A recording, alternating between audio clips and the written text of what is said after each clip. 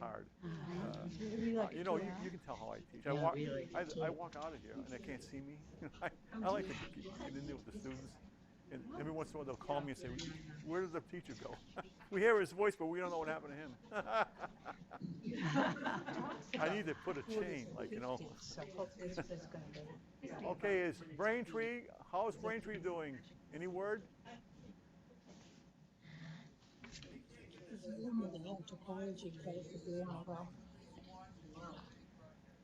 Okay, can I get started? Okay, we'll give you 2 minutes. All right. Now, I got to do a 2-minute dance.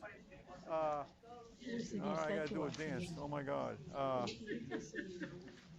Well, let me tell you what the program is.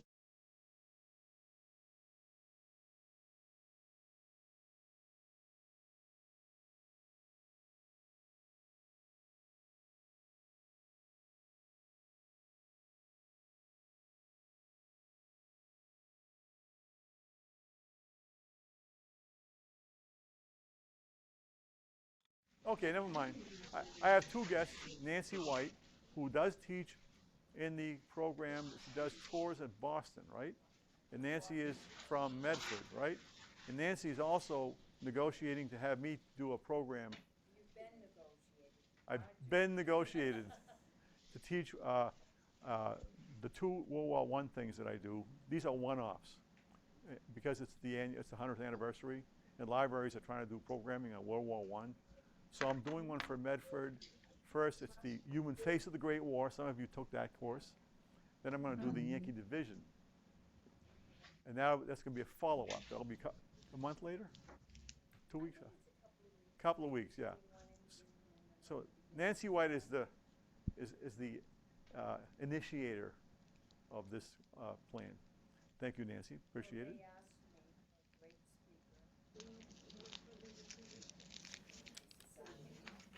Your name. Speak in the mic. Oh.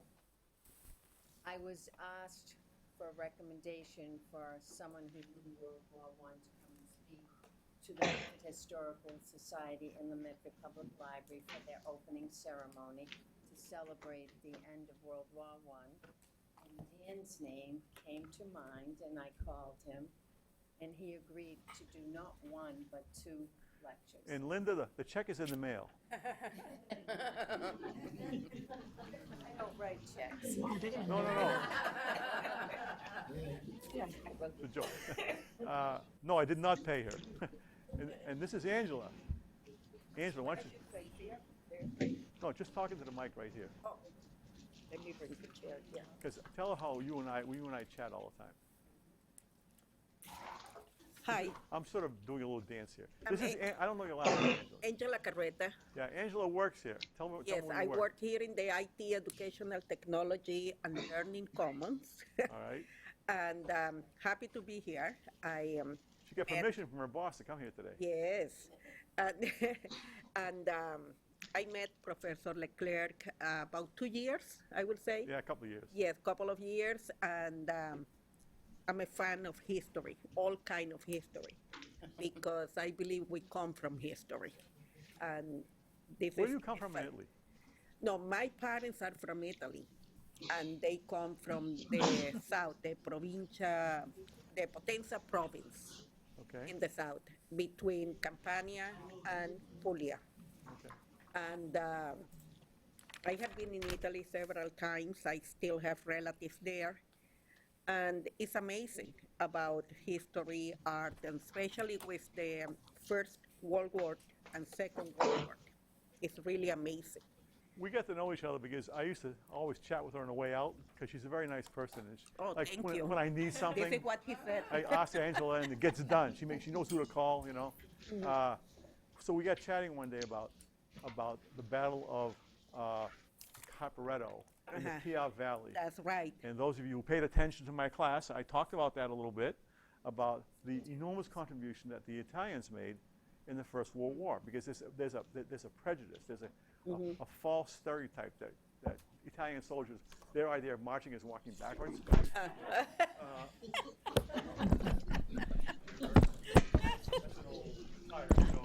Well, the fact is, 750,000 Italians died, thank you very much, in the Piave Valley, fighting for our side.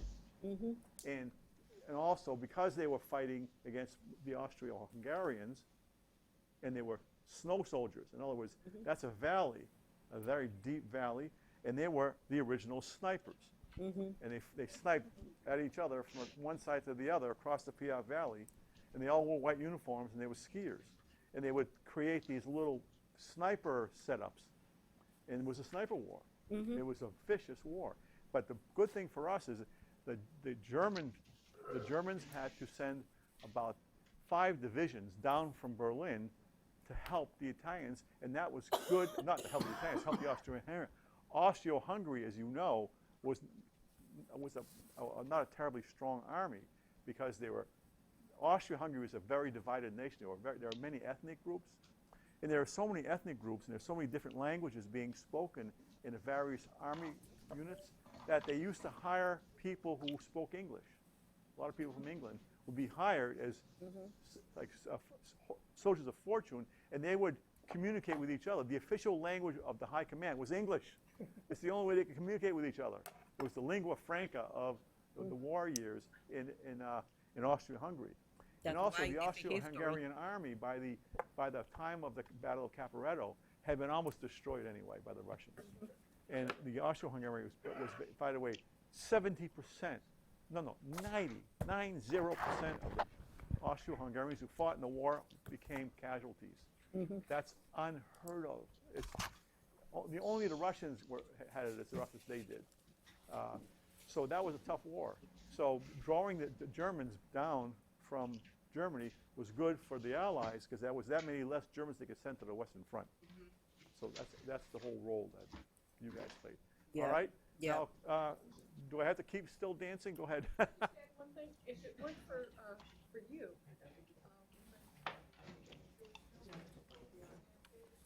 Yeah, I couldn't go. Speaking of Mike. my private school was about Italian Jews being protected, and there was a cyclist who was very, very popular. He was the rock star of Italy at the time, and he was a resistance fighter. And it was, it made you laugh, it made you cry, but I wouldn't have been there if it weren't.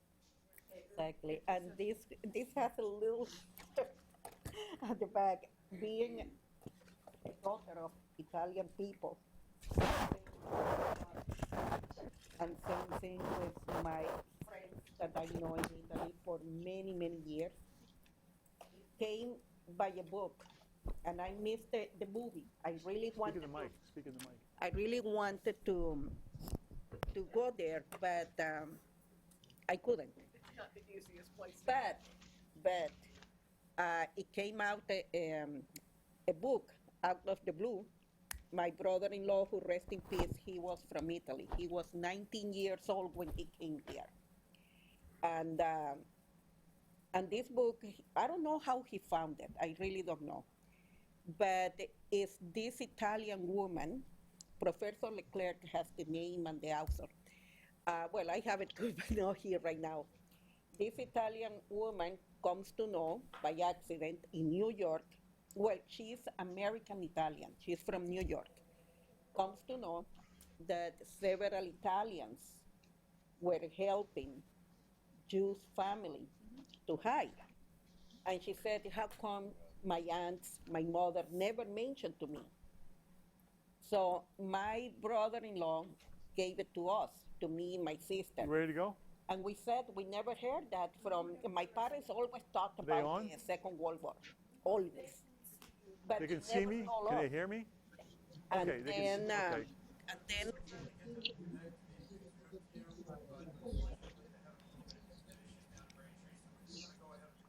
All right, so we're going to go ahead. Angela, thank you very much for okay. filling some But this airtime is here. something interesting, Angela has a not lot even of stories, myself as you might know. And Many they of- still don't tell you. The parents.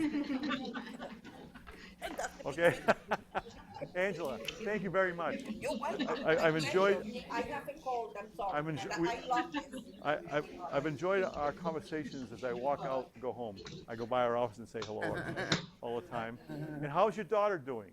No, I don't have daughter. It's my niece. Your niece is her niece is a history teacher, right? Awesome. Yes, she is a history Views teacher. in Yes. art, In the sculpture. Bridgewater. Yeah. That's right. So I always ask her how her Freedom. your niece is doing. Okay, we're going to get started. Today we have an interesting program, I think. I need to give you a little background about why these ladies are here, these nice ladies, who are perfectly dressed for this occasion. I really like it. I gave them fashion advice before they came. I said you have to wear bright clothes because if you don't, you wear black clothes. Yeah, but black because the camera's up there. And I was told after 2 years, no one told me, I was always wearing dark clothes because I like to wear dark clothes. He said, Dan, all we see is your hands and your face. You look like a clown. So I said, I tried to avoid that for them. I said, wear something colorful so you don't look like a clown. Okay, so anyway, that was my fashion advice. Anyway, one of the experiments that we did this year in OLLI is we created a research seminar on the Great Depression. Yeah. And I asked, well, my last class that I taught in the fall, but we have some people who came that were not in the class. And they all chose a subject we went to the archive here, and Joanne Riley, who runs the archive program here at UMass, helped us out, told us how to find resources, and they had to do a research plan. They had to share the research plan with all of us. There were 11 of us, and one of them was a team, and then they had to design a presentation. Then they had to present the presentation to the group, and they did theirs last week, and I was so impressed that I said, would you mind doing it in my class while you're on television going to the world? I mean, are these gutsy ladies or what? Yeah. Huh? Yeah, right. I'm so impressed. And you. All right, good. We'll go. All right, so this is Valerie Gedgen and Mary Doler. All right, and they're both students, and they've chosen topics that are very relevant. Mary's going to speak first because she does hers. We've been talking, as you know, about the WPA. Well, one of the most, I knew it was a program, but I had no idea it was as big as now that you're telling us. This is a big deal, these post offices. And I won't take her thunder because they're all over the country, and many of them are still there. This is a contribution that keeps on giving. But also part of the requirement in building these post offices is they had to agree to have a mural painted. And you'll explain all that. And wait till you hear her stories about how she went around getting pictures. Because a little secret, she'll tell you, but I'll tell you ahead of time. I got to steal a little bit of this. What she didn't know, and I didn't know before I sent her out to do this, is it's a violation of the what do you call it? The federal law because of the. Because the post office is a federal building. Yes. And you cannot take pictures. That's right. Did you have to bail her out? Because of Homeland Security. Well, she's going to tell stories about how she worked around that. She's very resilient. And the theme today is survival and resilience. We have a living example of this right here for these two ladies. Survival and resilience is all about what the Depression's about. And this last class is a positive class. I always end my classes, no matter what I do, with something positive. A lot of wonderful things happened in the Depression. A lot of people did some creative things. And particularly with the support of the federal government, that kind of helped that along. So without further ado, Mary, you're on. And take your time and have fun. Okay, you all set now? Say good morning to me. Good morning, Dan. So, to know if they can hear you. Good morning, Dan. Dan, good morning. Can you hear her? Can you hear Mary? Yeah. Good morning. Yes. All right, good. You're on. Thank you. You're welcome. Well, I guess I should continue with the story Dan had started to tell you. I had noticed for a long time that many communities have these very large buildings, very large, well-built buildings that don't always match the architecture in the rest of a small town, and they are the post offices. And I had also noticed that inside the post offices, there are art pieces. And so I decided that that is what I would do my project on. The first post office I went to was in Wolfboro, New Hampshire, because we have a place in that area. So I went inside innocently and asked the postal clerk if I could take a photograph of the artwork. And she said, sure, go ahead. So I took my photograph, and apparently someone tapped her on the shoulder and said, oh, no. So she said, oh, I wasn't supposed to let you do that, but go ahead, it's all right. So the next place I went was my hometown of Stoneham. Same thing. I asked the clerk. She said, sure, go ahead. On my way out the door, she said, oh, no, you weren't supposed to do that. Okay. So I'm pushing my luck, and I went to Medford, where there is one of the most interesting pieces of artwork. I asked. They said, oh, no, you can't do that. You know, this is a federal building. You can't photograph inside a federal building. So off I went to the Med Public Library, where they were most helpful. I had to go actually to 3 librarians, and I finally came upon a wonderful research librarian. And during the presentation of the slides, I will, show you what she did for me. But that was about an hour and a half in the library after the post office, so I thought, how am I going to pursue this? So I had a list of about 7 more post offices to visit. And I thought, well, I know the layout. I know I walk in the front door. I know the postmaster's door is to the right. The artwork is over the postmaster's door. If I go past the windows, all the way down to the left, pull out my camera, take a picture, and run. So, in the words of my kids, Mom went on a crime spree. But I got my photographs. I hope none of you was with the FBI. So, I will give a little background before we go into looking at the slides. The New Deal is a term that is used to describe a group of government projects in the 1930s that were to help the country recover from the economic problems of the Great Depression. The Works Progress Administration, or the WPA, was aimed at giving federal assistance for the relief of individual states. So that was money that was funneled into the states for their own statewide infrastructure. Federal projects such as the post office and the federal courthouses were not WPA, but projects of the United States Treasury. And as we go through the slides, I have the cornerstones, and you will notice the first name on the cornerstone is the name of the United States Treasurer. So that is the reason for that. The post office was having problems maintaining their revenue. And so Franklin Delano Roosevelt's idea of a solution to that was to invest in the infrastructure, which tripled the number of post offices in the United States. And the logic behind that was that more people were not using the post offices because they were not available to people. So he decided to make the post offices available so that every community would have a United States post office. Another reason for that was it was also important to FDR to have people realize that the federal government cared about them.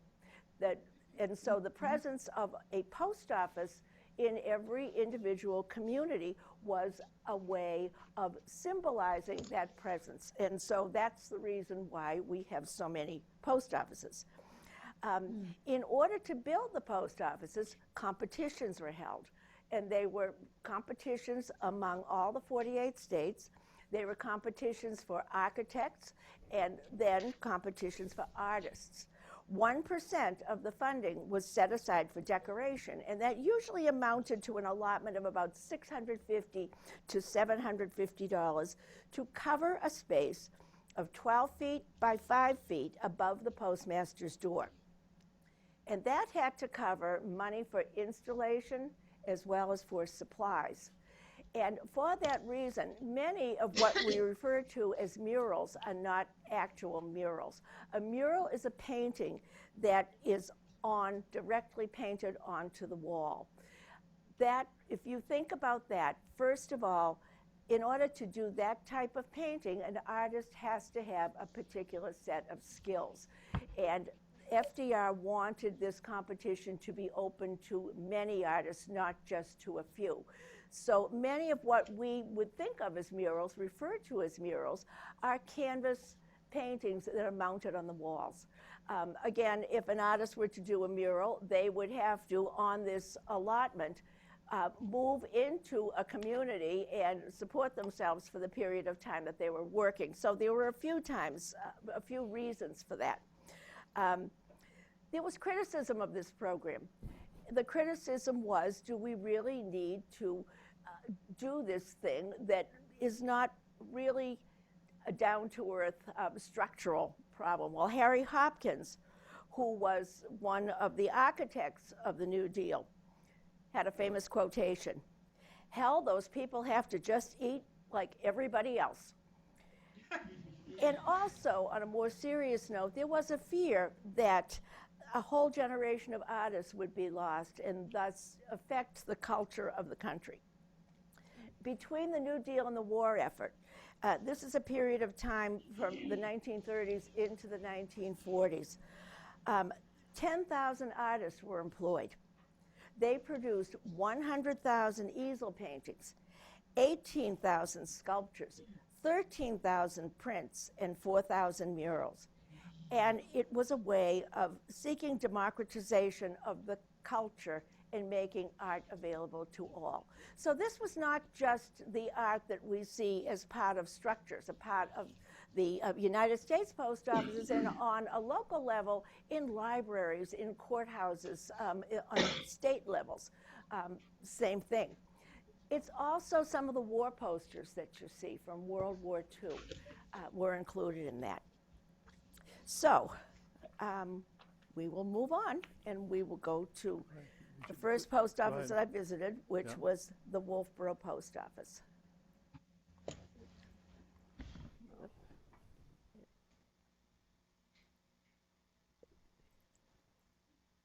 Left click.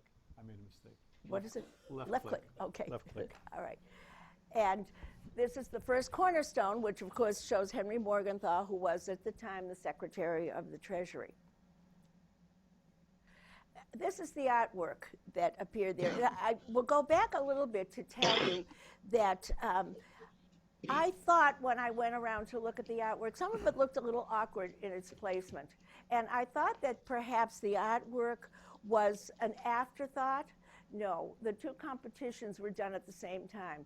And the architects tended as a group to be much more interested in the integrity of their own work than thinking about somebody else who might want to place artwork above. So this is a very lovely painting, I think. It was painted by an artist called Andrew Winter. And this painting really, I think, captures the essence of Wolfboro, New Hampshire. It's a sugar camp, and it is the culture of the people there. He had emigrated from Estonia. He studied in both the United States and Europe, and he settled on Monhegan Island. Now, what I find interesting about that is Monhegan Island is in Wyeth country. Andrew Wyeth spent his summers in Cushing, Maine, and his son Jamie lives on Monhegan Island. Now, this gentleman precedes Andrew Wyeth, but when I looked at this and I looked at the realism and I looked at the colors, I had to wonder to myself if perhaps they knew each other and if perhaps he had an influence on Andrew Wyeth. The next post office I visited was in Wakefield, Massachusetts. And I had read online that there was artwork in Wakefield, but I went inside, I looked around, I didn't find anything. But when I went back to my source, I realized that what they are talking about as artwork on Wakefield is the sculptures that, I don't know if you can see it, the sculptures that are on the outside, which are sculptures of Benjamin Franklin and George Washington. Now, the artist here is named Fortunato Tarquinio. And he was the only one of the artists that I studied who I found nothing else besides his New Deal work. So apparently that was it, and whatever career he assumed after that was not a career in the arts.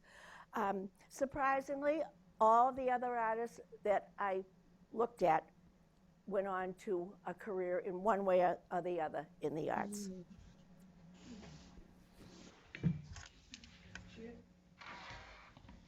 The next post office is Stoneham, Massachusetts.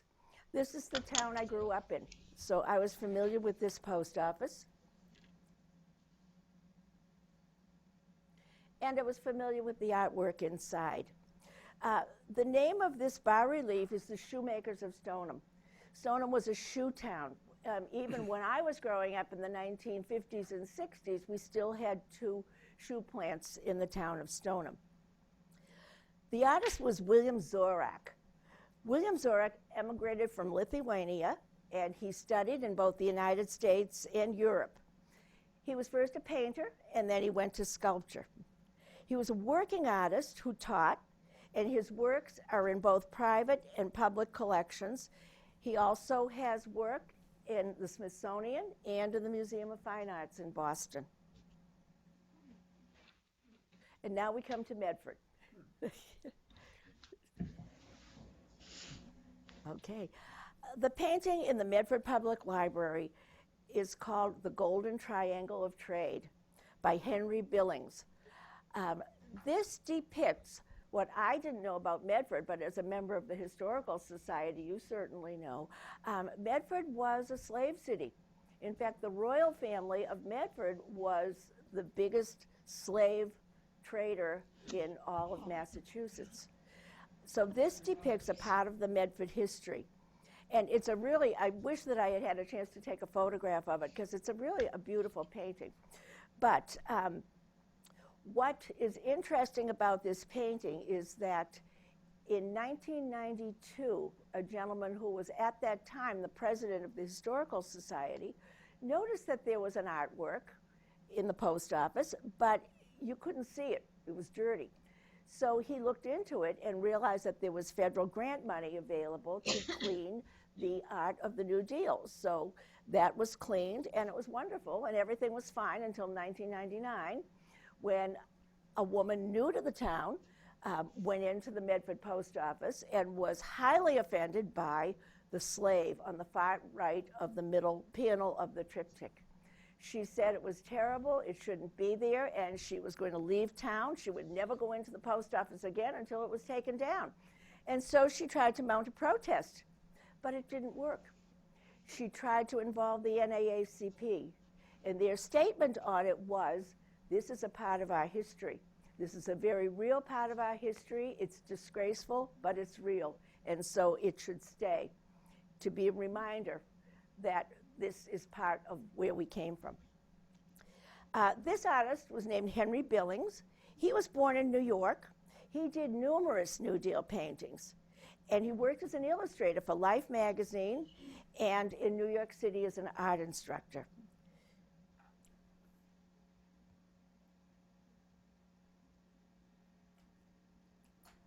And the next painting is in East Walpole.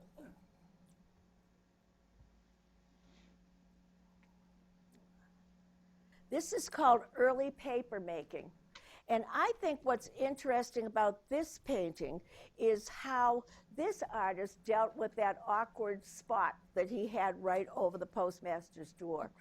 He took the press that's used for the early paper making, and it looks like it's resting right upon that piece over the postmaster's door. His name was George Canoulis. He was born in Montevideo, Uruguay, and he emigrated to the United States in 1918. He painted commercially. He did a lot of work in hotel lobbies. He also worked in advertising and worked for General Foods, where he created the Kool-Aid pitcher with a smiley face. So those are 2 very different pieces of art. So you can see he was very eclectic in what he could do. The next post office is in Canton. And apparently they had had some foundational problems in Canton. It looks like work has been done on the foundation, and we didn't have one of those very fancy pieces, but just the 1935 cornerstone that's here.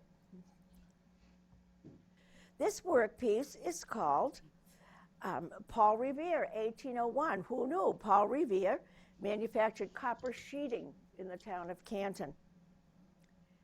And this is a painting by an artist called Ernest Fine, who was born in Germany, who fled to the United States in 1912 to avoid military service. He studied in Paris and New York. He worked in film production, and he taught at the National Academy of Design. The Whitman Post Office.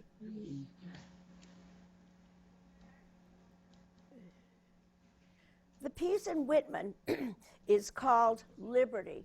It's a bas-relief by an artist named Attilio Piccirilli. He was born in Italy, and he immigrated here at the age of 22, where he worked with his father and his brothers as a sculptor, modeler, and stone carver.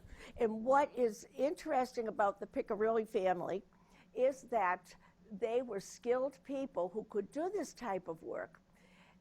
Before they came here, most people who wanted to commission stoneworks would send those commissions to Italy. But now we had Italian craftsmen who were actually living here in the United States and who could do those works right here in the United States. They were very busy. They have work in both Washington, D.C., and in Central Park in New York, and many other places.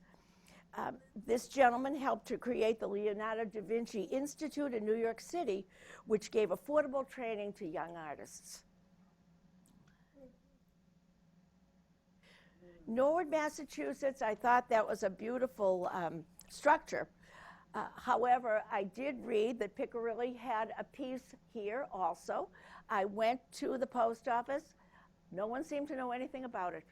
And so the piece has apparently, for whatever reason, it's not there anymore. There are no remnants of it, but it's still a lovely building on the outside.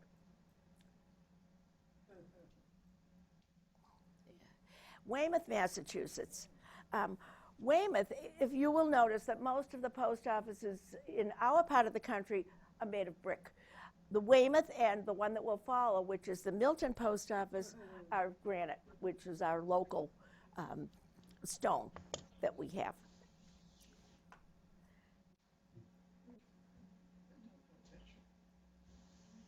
The painting in Weymouth is called First Landing at Weymouth by Guy Penet du Bois. He was born in Brooklyn, and he studied with William Merritt Chase.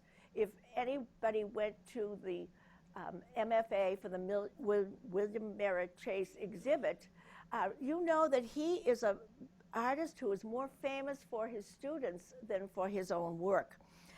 He taught Edward Hopper and Georgia O'Keeffe, and Guy Penet du Bois was also one of his students. He worked as a cartoonist and then as an art writer and an editor of various art publications.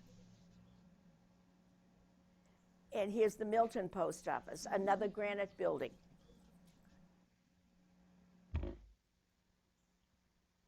The painting in this building is called Suffolk Resolves, Repression and Revolt in the Colonies. The Suffolk Resolves, I guess, basically, and Dan will correct me if this is wrong, I think, were an answer to the coercive acts which were imposed after the Boston Tea Party, and it makes it a direct precursor to the Declaration of Independence. Right. Is that right? It's a prelude. That's close enough. It's a prelude to that. That's right. That's it. Yeah. Okay. Yeah. Thank you. The first one. The first one. This was painted by Elizabeth Tracy Montminy. I looked at this painting. Of all the paintings that I saw, if somebody had told me one of these paintings was done by a woman, I don't think I would have picked this one. It's full, it's strength, and it's anger. And that's what she did. But looking more into Elizabeth Tracy Montminy, I realized that what she did was to look into the history of an area and come up with what she felt was representative of that area. Another New Deal project that she did, she also received the commission for Kennebunkport, Maine. When she looked into the town of Kennebunkport, it said to her fun, beaches, people going swimming, And so she created a painting that used a lot of bright colors, beach umbrellas, people in bathing costumes. When it was erected in the post office, they were horrified. A group protested, and Booth Tarkington was one of the leaders of the protest. They told her she was not bringing any of that European modernism into the town of Kennebunkport. And so what they did to follow their protest was to take up a collection. And they collected enough money to commission another painting to take down Elizabeth's work and replace it with another painting. So whenever I hear repeal and replace, I think what they did was to peel and replace. But she went on to teach at the University of Missouri and at the American University at Beirut. So for the last slide, I have a website called livingnewdeal.org. I took my original suggestions from this website. It's a great basic website. So if you want to know where the projects are near you that you could go and visit, if you have any curiosity about that, this is a great place to start. The projects are both listed by project and by location. So if you have further interest, this is a great way to follow up. Thank you.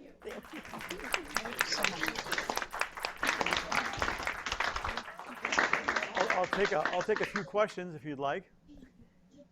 Any questions about her process of research or anything like that? How many days? How many weeks? I mean, from start to finish. When did you start? When did you finish? Well, you can see there were two distinct routes. One was coming home from New Hampshire and passing through, Stoneham, Bedford, and Wakefield. That was one day, and the other day was my crime spree through the South Shore. But in between that, I did a lot. I visited the State House, the archives, Bedford Library, and got things offline. So I'm going to say, a couple more days, 2 or 3 more days in addition to that to do the research and then more time to put it together.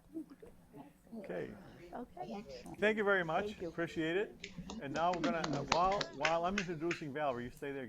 Why don't you set up Valerie, christen her with the microphone and all that. And why don't you give me your, whoops.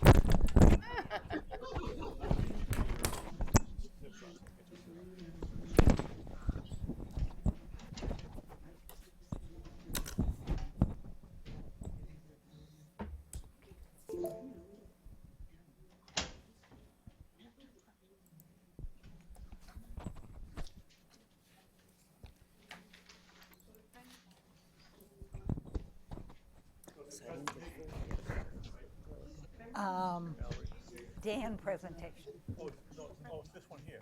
Yeah, the second one. Dan presentation. Okay.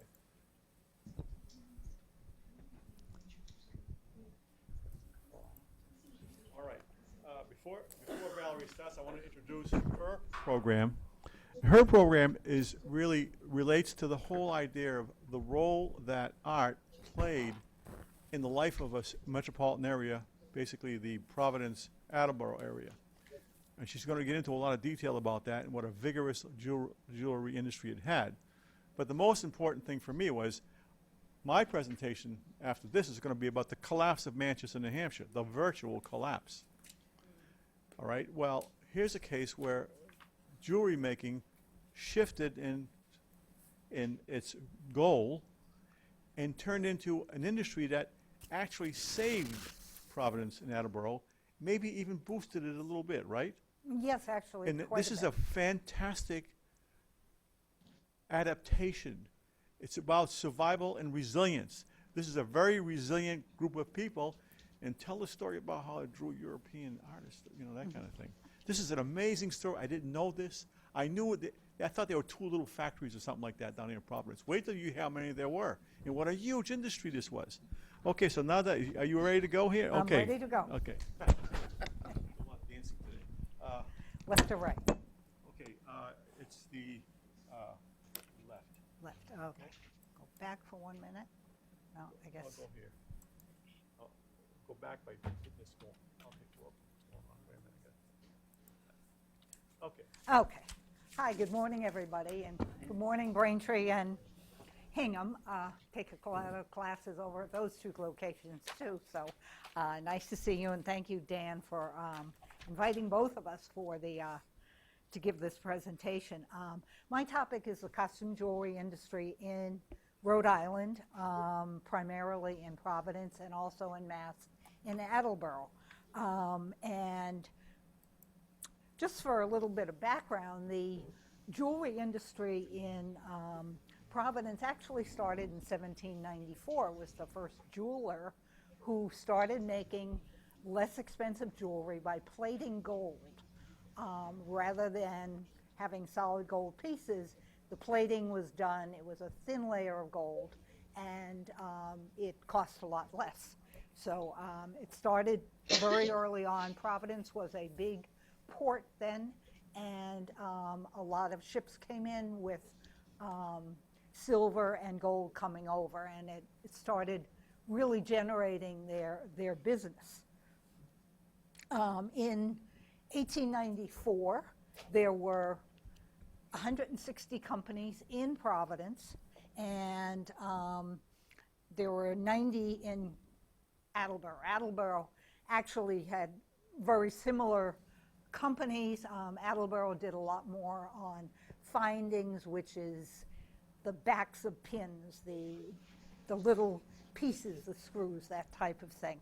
And in 1929, right before the stock market crash, the costume jewelry, there were 288 firms in Providence, and they had 12,000 workers. Jobs were very plentiful until the stock market crash. Okay, where did all the workers come from for this? Well, immigration was the big part. In the 1870s to 1910, 250% population increase. And most of the people were coming from Europe. The Italian group came from primarily southern Italy, around Palermo and Naples, and this was because the Fabre shipping line had a direct cruise line that came from, I don't know if they were called cruises back then, but came from those areas directly to Providence. And the European Jewish immigrants were coming from Germany and some of the Germanic companies, and they were leaving because of Nazism and what was happening over in Europe. Both of these groups had experience with fine jewelry making. They worked in gold, they worked with precious stones, and they were artisans. So they came over here to Providence. The industry was already established, and they had very good skills that they could put to use. But now they were putting it to use on imitation jewelry versus the fine jewelry. Both groups had a very strong work ethic. They came over here with big families, and they wanted to work, and they were willing to work cheaply. They were put to work in a number of different things. They were salesmen, they were tool makers, and some of them just did unskilled labor, but there were jobs for everybody, and there were jobs for male and female. The Depression actually stimulated the Providence jewelry industry because people could not afford fine jewelry anymore, but they still wanted to look good. It was still fashionable. Just a little bit more about the people, the women workers. Here's a picture of women working in the factories. In 1930, 46% of all the jewelry workers were foreign born, and 54% of those were women. Why were women hired? Because they would work for less money than the men. They were particularly suited for that type of work because you needed dexterity, they were nimble, and they had patience. A lot of this is tedious work. Interesting also, there was a lot of piecework given where these women were working from home. And the families all kind of got together and worked on the projects. And it was interesting to note that the children, again, would start working on the project. They said that as soon as the child was able to hold the pliers, usually about 4 or 5, they were put to work. And they were linking chains, and they were putting jewelry on cards, and they were stringing beads. So eventually they had to have some child labor laws passed because children were actually bringing the work that they had into school, and during recess they were sitting there, you know, doing their work, so they could bring it home to their mother and they would have the work. So there was a lot of families working on this type of jewelry. Okay, let's talk a little bit about fashion and how this whole started, what type of jewelry, what they're making, were they making, what did people want to wear.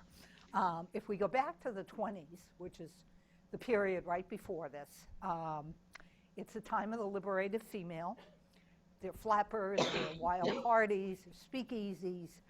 The actual fashion was most of the women, young women, wore almost like a slip dress. They were low cut, they were short. The big jewelry thing was beads, long, long strands of beads of pearls.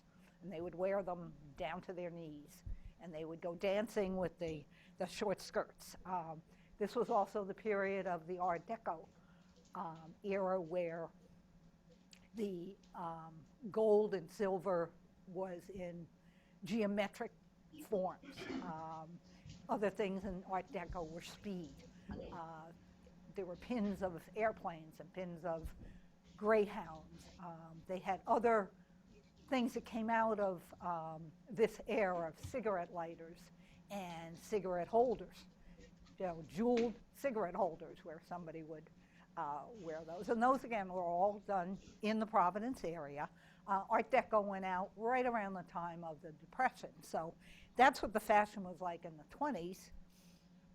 And then we moved to the 30s, and while it was still common for people, it was uncommon for people to buy new clothes because it was very expensive. Women still wanted to look glamorous, and they could look glamorous by buying a new piece of jewelry, hats, and gloves. So actually, gloves were like a major thing. Everybody wore gloves daytime, nighttime. So the women wanted, it was a return to femininity. There were longer skirts. They had the natural waistline. You can see here, these are some dresses from the Sears catalog. And they're very attractive, and that's what how the women wanted to work. Women were actually working more because of the Depression. A lot of them were supporting the families. And then single women also, excuse me, single women did not want to get married as much because they didn't want to share. They finally had some money of their own, and they didn't necessarily want to share it. So what was the biggest influence on jewelry in this era? Hollywood movies. Escapism was the big thing for both men and women. People would go to the movies every week. There were movie magazines. They told the stories of these actresses. People wanted to look like the actresses, and they wanted to follow the styles that they saw in the movies. 3 Gs, glitter, glamour, and gold. Mae West in 1933 was in She Done Him Wrong with Clark Gable, and that started a revival of Victorian jewelry, Victorian revival jewelry, which was a little bit different than what was in the true Victorian era. It was made from plastics and various things like Bakelite and lucite, but it was still that idea. Okay, another one was the white period, where everything was white gold, diamonds. Think of Jean Harlow with the white satin dress and the hair, and that's what people wanted to look like. In the movies, when they were black and white, colored stones didn't show up very well. So they went for the really big diamonds. Everybody could afford a fake diamond pin or clip. And the picture at the bottom here is from Eisenberg Original Fur Clip. And Eisenberg was a company that originally put the jewelry on their dresses. They were a dress salesperson. And what they found, they had a lot of at Macy's and, well, probably not Macy's, Filene's and Jordan's back then. And they found that women were stealing the pins off the dresses. So they started doing the dresses without the pins and selling them directly. Another movie, Cleopatra. They opened King Tut's tomb in like 1925, I believe, and that brought about a big revival of Egyptian jewelry. Here's Claudette Colbert. I always remember seeing the movie and her rolling out of the rug and wearing these jewels. And on the right is Joseph of Hollywood. This company actually made just about all the jewelry for the movies. Excuse me. Dan will bring me back. So he made the movie, and people wanted to dress just like the movie stars. So they started reproducing the jewelry. The bracelet was the most important accessory. And on the left here, you see Nancy Cunard of the Cunard Shipping Lines. And this picture was by Man Ray, who was a famous artist and photographer. And you can see she's wearing bracelets all the way up to her elbows. And that was the trend, that was the look. On the right here, I'm showing you Bakelite was a form of plastic that was petroleum-based. In 1906 it was developed. There were a lot of other plastics, but Bakelite was the primary one. And you could do a whole seminar just on Bakelite. So I won't do too much on that, but just as an example, this is a Philadelphia Bakelite bracelet that was made in the 30s. And in 2015, it sold for $5,500 at Doyle's of New York. So Bakelite, true Bakelite is a real collectible. There's a lot of what they call fake light out there. Pieces that people think are Bakelite, look like Bakelite. A lot of it's been coming over from China, being imported. They're nice pieces, but they're not worth the money that people try to pass them off on. Okay, I wanted to go over just a couple of companies that you probably heard of and that were some of the leading companies in Providence. Coro Jewelry was founded in 1903. They actually produced 50% of all the costume jewelry from the 30s until the 70s. So they were like a major company. And they had all different price lines, really expensive pieces, really inexpensive pieces. Jean Very was the designer. He was an Italian immigrant. He was hired when he was young and Coro became the lead designer. On the right is a picture of one of his most famous pieces called the Quivering Camilla. And it's actually what's called a duet. I'll show you that in a moment. And it's a pin that separates into two brooches. He also did a necklace, bracelet, earring. If somebody has the complete whole set, it's very collectible. And this shows what a Coro duet is. It's women went out at night a lot. They wanted to go partying, dancing. So you would wear this pin on your lapel when you went to work, but at night you would separate it and you would wear two dress pins. Square necklines were very in right then, so they would look really nice putting it there. Another company you probably heard of is Tafari Jewelry. Again, in Providence, both of them were competitors. And they hired Alfred Philippe from Paris. Alfred Philippe worked for Cartier and he worked for Van Cleef and Arpels. And in Europe, they were going to war. So he came over here. He realized he couldn't make any money anymore over there. So he came over, became the head designer. And this is just an example. On the left is Cartier fruit salad bracelet that he designed when he worked for Cartier.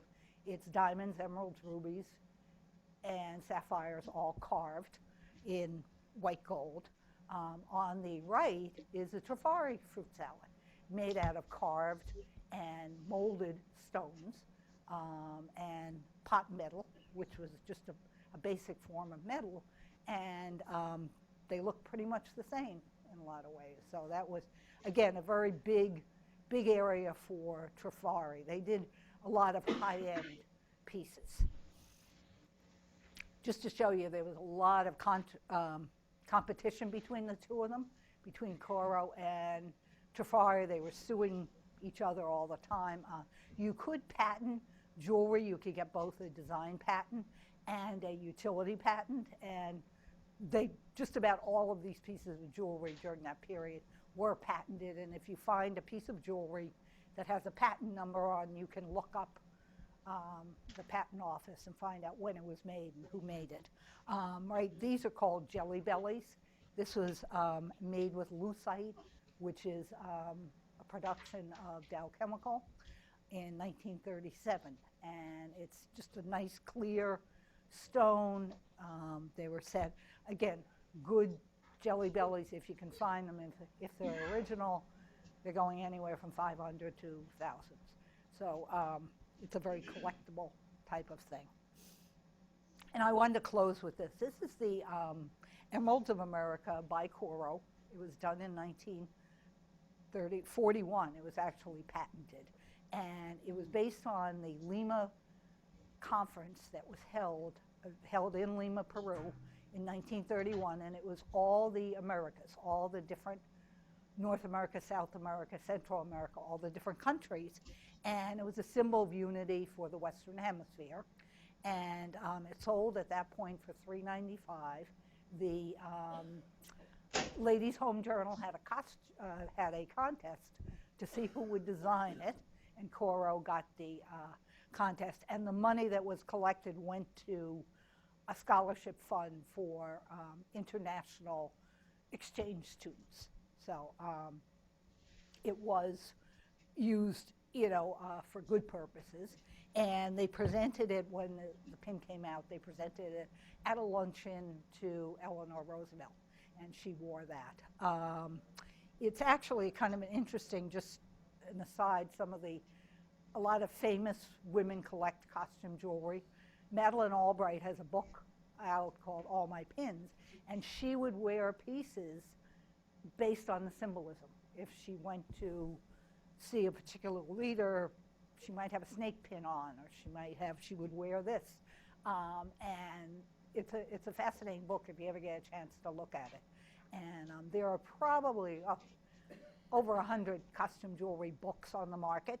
So someday when you're in the library, take a look at them. It's fascinating how much has been collected. And I brought in just a few examples of some 30s pieces. And I wanted to thank you for your attention, and thank you, Dan. Anybody have any questions? Oh, Oh, tell them about your, yeah. oh well. About all of them, yours too. Okay, this it actually is contemporary. It's a Art Deco style by Heidi Das, who's a New York designer. And what I find is, as much as I love the jewelry, I can't spend $1,200 for a pin anymore. I used to do it, but not anymore. So since I'm retired, so I buy. They're still expensive, but the quality of the workmanship is nice, and it gives a style. And I have some other pieces over here. Oh, Mary's pin is great. This is a lovely one. That's our pin, big time. I bought this pin when I went on the Ollie Hudson River Valley trip about 3 years ago, and when we visited Hyde Park and the Roosevelt Museum. It is a pin of Eleanor Roosevelt schlepping her own suitcase. And when you go to Hyde Park, they talk about how Eleanor drove the security people crazy because she insisted on driving her own cars and schlepping her own suitcases. And so I love this pin. Thank you very much. Let's have a big hand for our two ladies.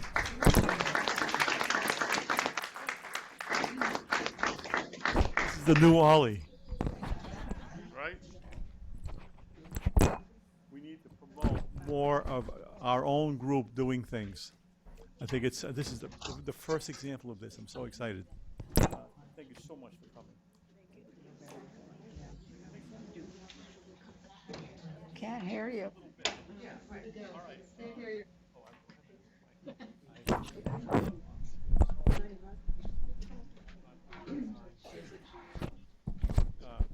Okay, now we're going to get into another piece, which is going to be Manchester, New Hampshire, and eventually you're going to get to meet my mom.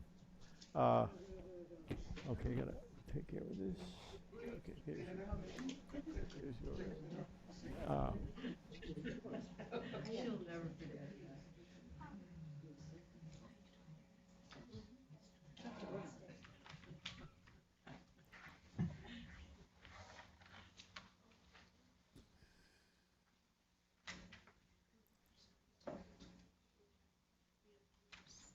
Okay.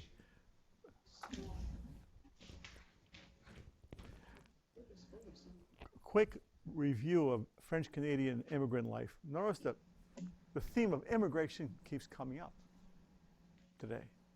Very important theme. We're discussing immigration yet again in our country. We're going to take this to Washington. All of us. We're going to go to Washington and embarrass them. Immigrant journey. That's the journey of my family. They came in 1662, well before, not long after the Puritans. We've been around a long time in this country. 1662, he came, Jean Leclerc, and then his wife followed him 18 years later. He was a tisserand en toile, which is French for a weaver. Now, they didn't need weavers in Canada back then. They moved to an island called Ile d'Orléans, which is just about 10 miles east of Quebec on the St. Lawrence River. It's pretty wide there. That island is about 15 miles long and about 4 miles wide, and it's breathtaking. Breathtaking. And it was all farms back then. He was one of the first farmers there, he and his wife. Jean Leclerc, now you know where I get my good looks. Okay, so if I ever go on Match.com, I'll put that in there. Okay, here's the Ile d'Orléans, gorgeous place. The Quebec flag and the Canadian flag, so it's Quebec in Canada. Beautiful island. Go there some more. There's beautiful things there. The things that are wonderful is the strawberries in the fall. Unbelievable, the best strawberries in the entire world. And it's a lovely island now. Now it's kind of like the Martha's Vineyard of Greater Quebec. It's no longer modest farm country. Well, there are farms, but there's also awful nice homes along the river. These are my great-grandparents, great-great-grandparents, Alexis and Samuel Leclerc. They came from St. Alexandre, Quebec, a little town on the St. Lawrence River. They were farmers. I actually stayed in that house many years ago when we went up there on a train, and it was in the winter. Went to Montreal, took the train, the Quebec City train, got off at Trois-Rivières. And from Trois-Rivières, we were picked up in the winter by a horse and sled and taken over to that house where we stayed in the room in the back, and we had to break the ice on the thing to wash our face. And I was like 8 years old, and it was the biggest adventure of all time. That was Grandma's house. Incredible. I'll talk about my grandma in a minute. I call it Angeline, my grandmother Angeline, who was a flaming redhead.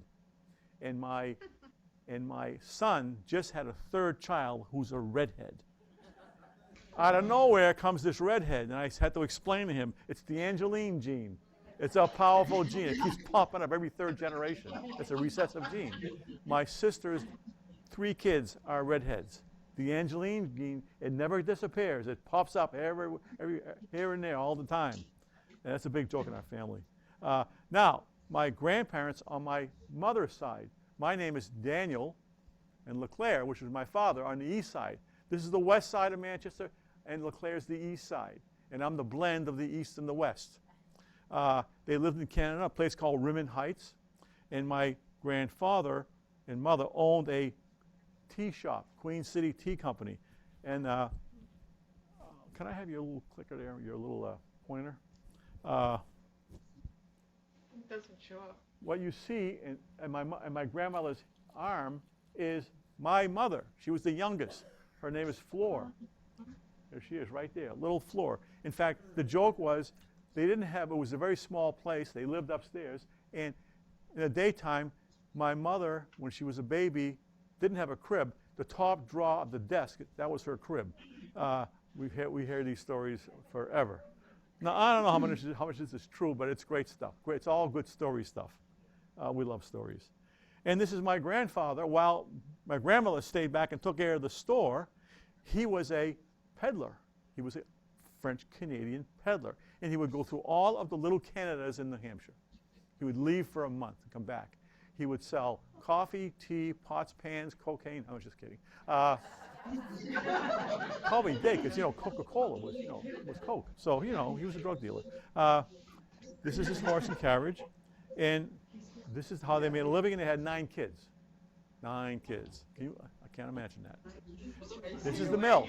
This is the reason that the Canadians came down. Because what happened, remember, they came in late 17th century, a long time ago. By now, the farms are divided up to a point where you can't make a living anymore. And Quebec has a short season, doesn't have a bumper crop in the fall. It has one season and it's short, because it's cold up there. But there is a broad alluvial plain on both sides of the St. Lawrence River, if you've ever driven there.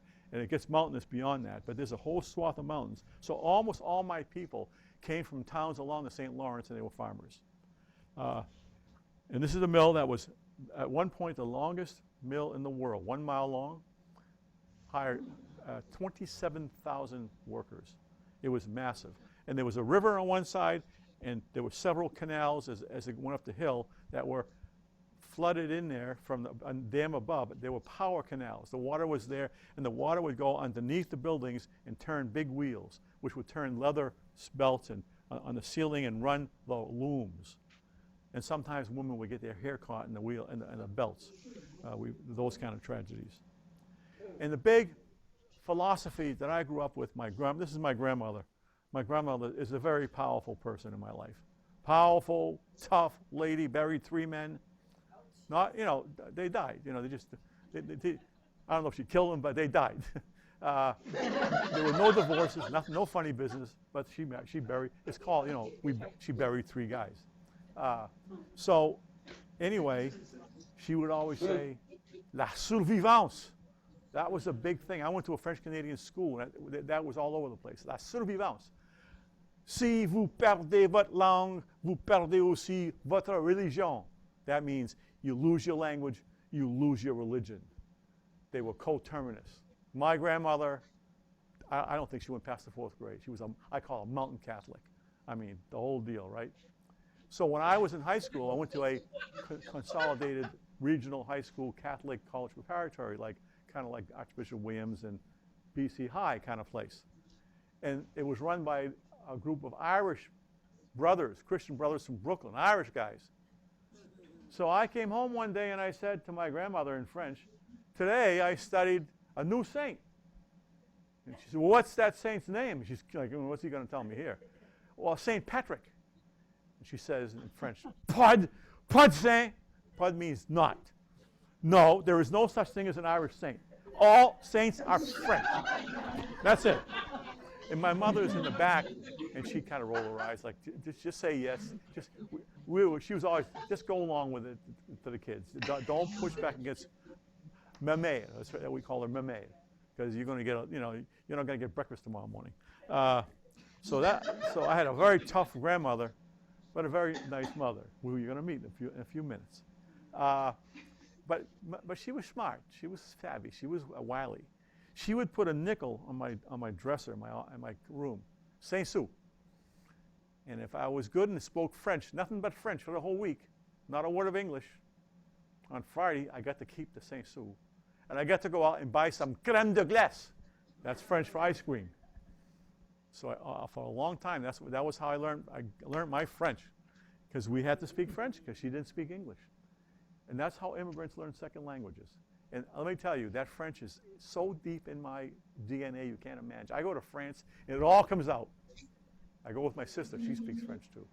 And we go out there, and pretty soon, by the end of the trip, I'm dreaming in French. And I'm remembering, in fact, we would drive around, we see things going on, we say, what would Meme say when she saw that? And the word comes right out. Tough lady. That's my mother, Flor, at 16 years old. They did those glamour things. They go to a photography shop and they get these glamour pictures. And she worked in the mill. She had a great tragedy in her life. She was 14 years old and she was graduated from elementary school, and she's a good student. And she got the Greek prize. No, the Latin. Wait a minute, the Latin prize.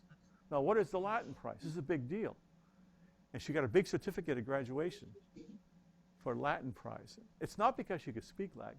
It's because she could do the calligraphy that, you know, in those big books, like if you go to Ireland, the Book of Kells, and what do they call that? Illuminated.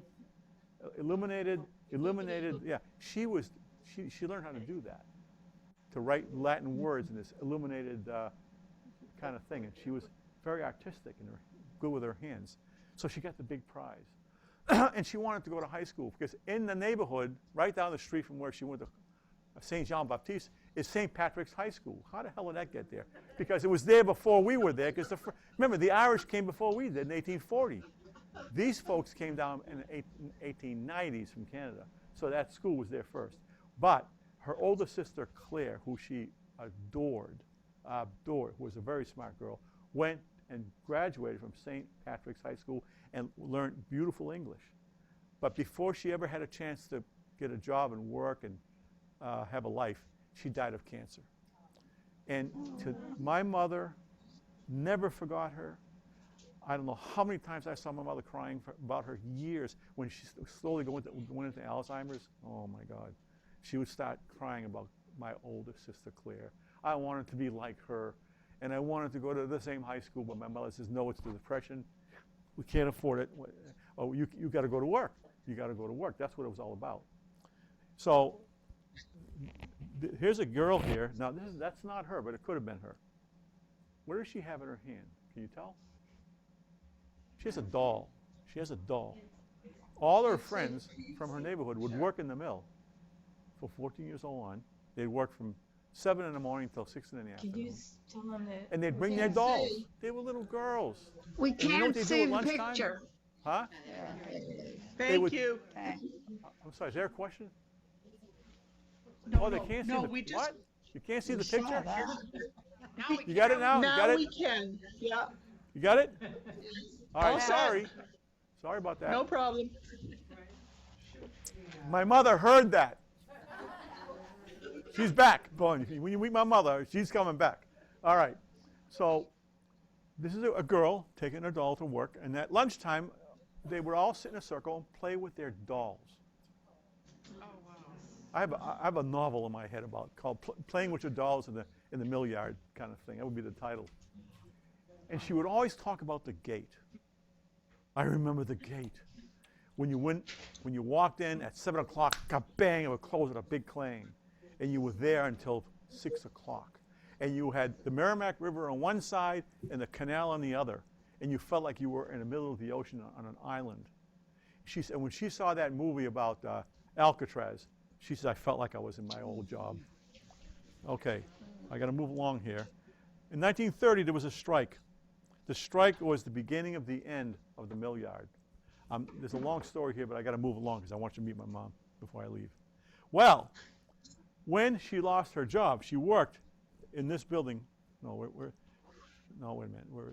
Somewhere in here, there's that building. She worked in a building that the mills were starting to shut down one after another in a period until 1935. In 1935, the whole place shut down. But before that, she lost her job in 1931 and needed a job. And she was home, and her mother said, you've got to find a job. You can't just sit here. We need money. So her brother, Felix, remember I told you about Felix way back, the guy who used to fight his way? Right, well, Felix was always working deals. So Felix, I got a friend who's got a sister who works at the 724 R.G. Sullivan cigar factory. That's the only factory that existed. In 1935, the mill shut down. 27,000 people lose their job. 70% unemployment in Manchester. The only factory that was left was the cigar factory. Why? Because millionaires smoked cigars, and they never noticed that there was a depression. They kept, the cigar market never stopped for the whole depression. It was a great place to get a job, because all those rich guys are going to keep smoking their cigars and buying them. So she gets a job in the cigar factory. Then the next thing that's going to happen is a really important guy, Charlie Leclerc, that's my father, he starts working at the same factory. Okay, so here's what we're, now, all right, here we go. Okay, now there are 80 women in this floor rolling cigars. My father, he's 21 years old, very kind of an entrepreneurial kind of guy. He takes a course. He figures, well, the only thing going around here is the cigar factory. I better learn how to do cigars. So he takes a course, correspondence course, and becomes a cigar maker. It's like a craft. It's like an official craft. And he learns how to not make them himself, but run a factory that makes cigars. So he is put in charge of these 80 women. Not dumb, this guy, you know.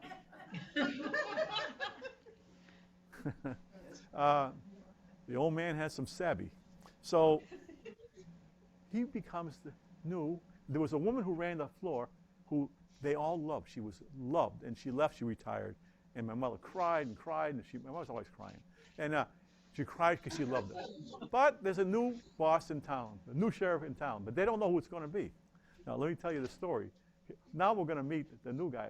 Now, I just want you to know that while I'm taping this, all right, just so you know, get a context. While I'm taping this, my father's over here. But I didn't want to put him in the thing because I wanted you to focus on her, because otherwise he would grab the attention. So he's over here. So that's how she's sort of looking at him a little bit. And she's going to point in that direction in a minute. It's my father who she's pointing to. And they're both the same age. They're 85 years old when I took this film. So I hope the sound is good on this. Can you make sure the volume's good on this? It's really important because she speaks with a pretty thick French accent. So you got to really listen carefully. Yeah, she knew us, you know. She knew me. She knew Felix. And I had met my cousin downtown. And for her, she said, "Do you work?" She says, "No, I'm not working." But she says they asking for girls at a 724 cigar factory. And I knew Mrs. Sullivan were there. So it was Catherine Shea, but she was a Sullivan. She knew Felix, so I told Felix. Felix told her, and she said, "You tell her to come." So I went there, and I had a job at the R.G. Sullivan. And my mother, you know what she is. Every morning she used to say, there was 80 girls that were out there, and there was just a few boys, and there wasn't any. She wasn't working there at the time, at the Dexter floor. And my mother said, "Is there boys?" And there's no. There's only women, the old man. The man that oils and the machinist. It's only old man that I could see. And so I went there for a year, I guess, when I was 17 and I turned 18. And then I turned 19 when I started going. And I was working night taking the place of my cousin. And I was sitting and I was looking out. I was afraid now. You have to go home and take them. You know, I had to run to Alex to take the streetcar. And I saw the door open, and I saw him, a cute little boy. Oh my God! And I felt, you know, kind of happy. I said, crazy. I'm happy because there was a little boy coming in, as if I'd ever seen him in my life. And yeah. And it's funny. He went to see who I was and my name. And at that time, my grandfather died, and it was in the paper, you know. And then he started to come and talk to me. And for 2 years, he came and talked to me, and then he asked me to go out. I went out for a year and a half, and then we got there. That's the. No. See, he's going to start talking. I shut it off. No. Be quiet, Dad. Be quiet. It's her story, not yours. Because he was going to steal the story. I knew he was. That's why I cut it off. I had the camera. He didn't know. I had the camera focused on her. I knew where this was going to go. All right. So this is obviously the greatest moment in her life. And I meet my sisters, my brother for lunch. You know, like once a month I go up there, and we drive by, and that factory, that place is still there, and the sign's still up there. R.G. Sullivan, 724 Cigars. It's now an insurance office, and we always go by. You know, oh hi Mom, you know, and it's a big deal to us. It's like a monument, And it's a living monument. We love it. We just love the memory. We've told this story. This story has been told at family gatherings forever. When Mama says, I saw this little boy and it made me feel good inside. Yeah, it's a great story. And that's what my mom's like. She says it like it is. It all comes from the heart. Well then, now they're 21 years old and they're going to get married. This is Charles and Fleur Daniels. That's why my name is Daniel LeClaire. Well, my father, here's now, okay, they're married. They're now both working. They're married and they're both working in a factory. And they have salaries, which is in a city that's 70% unemployment. This is a big deal. This is a good news story. This is luck and, it's a combination of luck and initiative. You know, you make your own luck, that kind of thing. It's resilience, survival and resilience. And my family is a living model of that stuff. And meanwhile, the Buck Domain, general manager, the mill is owned by him, and he decides the whole mill shuts down. 1935, we're done. It's done forever. And the Manchester goes into a depression. It was depressed for 30 years. Now it's booming now. But for a long time, it was a depressing place. When I graduated, when I left the Army, went home to get a job in 1964, I went to a Snelling and Snelling employment office, and I knew the guy. He knew the family. He says, Dan, forget it. Get out of town. Get out of Dodge. Get in a bus and go to New York City. Get a room with the Lower East Side YWCA or YMCA and hit the pavement. That's what I did. And I wound up working for McCann Erickson. Mad Men, that's where I wound up working. 1 year, I didn't like it. It was too, 3 martini lunches doesn't work for me. I was drunk half of the time. Okay, now, the good story, the good news is the white wedding. There were no weddings going on back then because you didn't get married. This is the old days. You only got married if you're going to have kids. Remember that? That's I know, it's an old-fashioned way of doing things. So they were going to get married. They did get married, and she made her own gown. She was a very good seamstress. She was a really talented woman. And they got married, and it was the biggest event of that winter, or that spring. The biggest event. Because there's nothing going on. There's no movies. There's no money. There's no TV. There's no cable. So this is entertainment. They filled the church, standing room only. They were outside. It was such a big event. So I've heard about this event over and over. Oh, Mama, the white wedding. And they also bought a car, a little Ford Roadster with one of those rumble seats in the back. And they went on a honeymoon. They drove to Boston, spent a couple of nights, went to my father liked theater a lot. Went to the theater, and then they took the Fall River boat to New York. And went to New York City for a couple of days. But of course, came home, they hit a storm, and they both got sick. Now, we've been hearing about that for a long time, how the honeymoon ended. And the great thing about it was they bought the house that my grandfather built.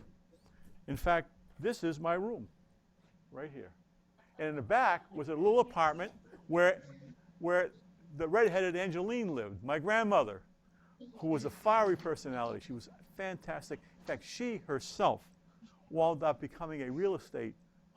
She was on the way to becoming, the Angeline Trump of Manchester.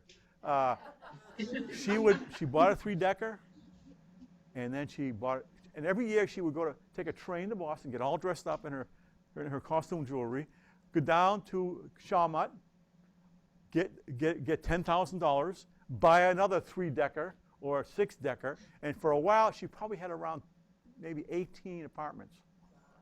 But then the crash came. Boom, all gone, and she only kept 7 units stayed. My father kind of took over. There was no paper, he just got it. And he knew the word was, you take care of your family. So he ran sort of a business. Half the people paid rent, half didn't. That was Uncle Marcel, Uncle Charlie, half of it were relatives, and they didn't pay rent. And that was kind of the deal. Was Charlie gets it, Charlie runs it. He gets the income from the rental half of them, but then he provides rental, free rent for the other brothers. So that became part of the family. I used to hang around there all the time. And in fact, I spent every Saturday growing up going to the 2 blocks, fixing things, painting, all kinds of stuff. I learned how to do all that stuff from my father. And that was the homestead. And then this is the meeting of the Daniel and LeClaire clans all together at one time. My father is right. There's my father right there. And where's my mother? I don't know where she is. Must be near. That's her right there. And then she becomes a very talented, one of the best fancy stitcher in the city of Manchester. They all wanted her. She worked for J.F. McElwain. They made those beautiful shoes with the fancy stitching. What do you call those shoes? Wing tips. Those wing tips with the fancy stitching. That was her job. And my father was involved in politics. He was a state representative for 50 years. He became dean of the House. He became a very big power in the Democratic establishment in New Hampshire. Now, it's a Republican state, but still, the Democratic candidates need the primary votes. And my father and my uncle on the east side were state reps. My uncle on the west side, Uncle Daniel, he was a senator. And my other uncle, Felix became a senator. Can you imagine Felix? He fought his way to the State House. Oh, my God. And another one. There were 5 of the LeClaire Daniel. Basically, it was the Canuck Mafia of Manchester. It was the Democratic Canuck Mafia. And all the candidates, every 4 years in the Democratic primary, had to be nice to the LeClaires and the Daniels, or they would not get elected. So when Kennedy came, they all came. I met them all. Keith Albert Kennedy, Stevenson, all of them had to come and be nice to the LeClaires and the Daniels. And I remember those guys on Saturday, Sunday afternoon, they would all gather with those beer glasses, like tall. I used to love to look at those with the bubbles going up, and they would make political deals. All right, what are we going to get out of them when they get elected? That kind of thing. And so I grew up listening to political stories my whole life. And then in 1972, George McGovern was running, and one of his aides said, if you don't visit Fleur Daniel at the McElwain shop, you're dead. You're toast. Okay, so the whole retinue and CBS News and they all come into the factory, and they're all standing around, and there's my mother explaining to George McGovern how she sews the shoes. And he was very wonderful. And she says, oh, and Senator, my son's working for you, by the way. Yeah. And next week, the following Monday, there's her picture in Time magazine. That's our little 2 seconds of fame, the LeClaire family. And then I have a final story, 1 more minute, because now you're going to hear about the true character of my mom. Well, here's my father's page. He was a state rep, 50 years. He was #1 in the House. He was the dean. So whenever a new governor came in every 2 years, my sister and I, we were both political junkies, and that's where we got it. He would invite us to the State House, and we would sit on both sides of him in the State House. And he would introduce the governor, usually a Republican. And then we would be escorted to the governor's office. We were the first guest of the governor, the new governor. He would bring us. He would shake my father's hand, blah, blah, talk politics. He was, oh, look at these little, talk to the kids. We were there like 5 minutes, and then we went to the Capitol Diner for hot dogs. Yeah, that was the big prize.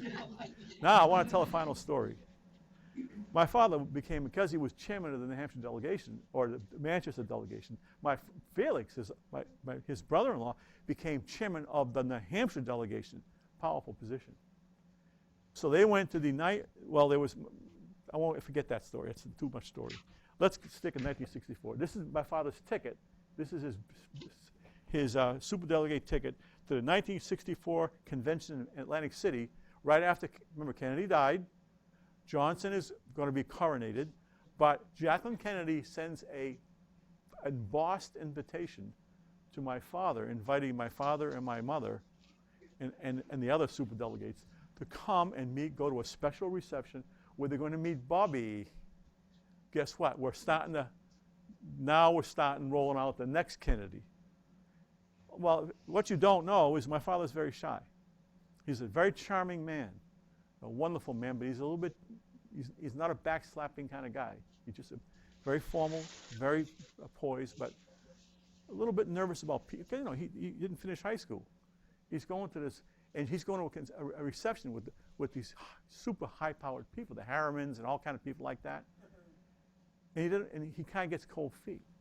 And well, they went to the convention, and my mother loved Jackie Kennedy. She loved Jackie Kennedy, loved her. He says, Charlie, I want to meet Jackie Kennedy. I don't know if I want to go.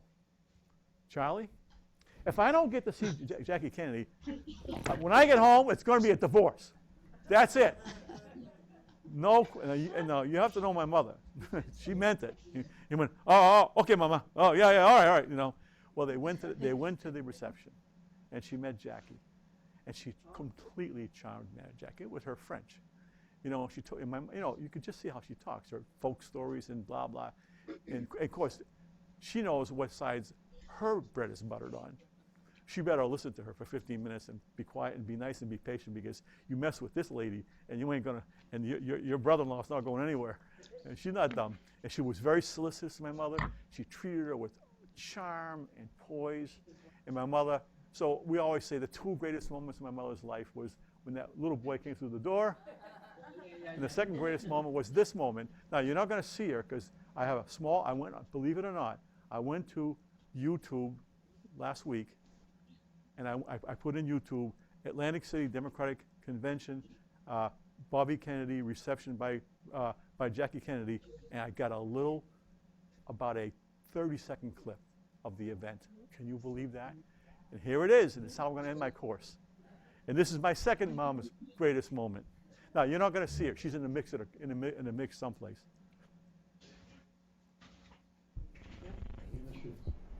Mrs. Kennedy and Undersecretary of State W.A. Harriman. Mrs. Harriman is also in the receiving line, though I do not think you can see her in this picture. Oh, she's somewhere in the receiving line, like way down the end. It was Undersecretary, there's Mrs. Harriman standing behind in the dark glasses, Marie Harriman. They are now going inside.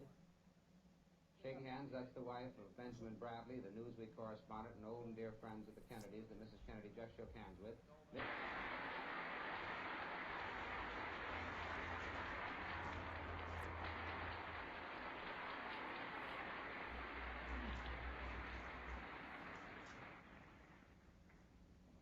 I want to thank Mr. March and Miss Eldridge for reading so beautifully so much to President Kennedy. And I want to thank all of you for coming today. All of you here who helped President Kennedy in 1960. Because all of you made him shine he is possible for us. So thank you. That was hard for her to do.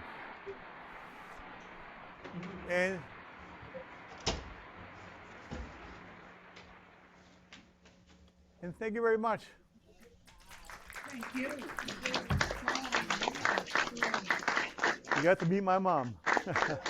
Okay, could you please fill out the evaluations, please, before you leave? Nancy, would you mind collecting them? Nancy's my assistant today.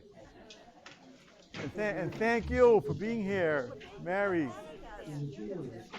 Valerie. What a wonderful thing. You guys did such a great job. Hey, we should give them an evaluation. In fact, why don't you give their evaluation? No, put them on mine. Excellent. Well, how do you feel? Isn't this great? I knew you guys would be. Yeah.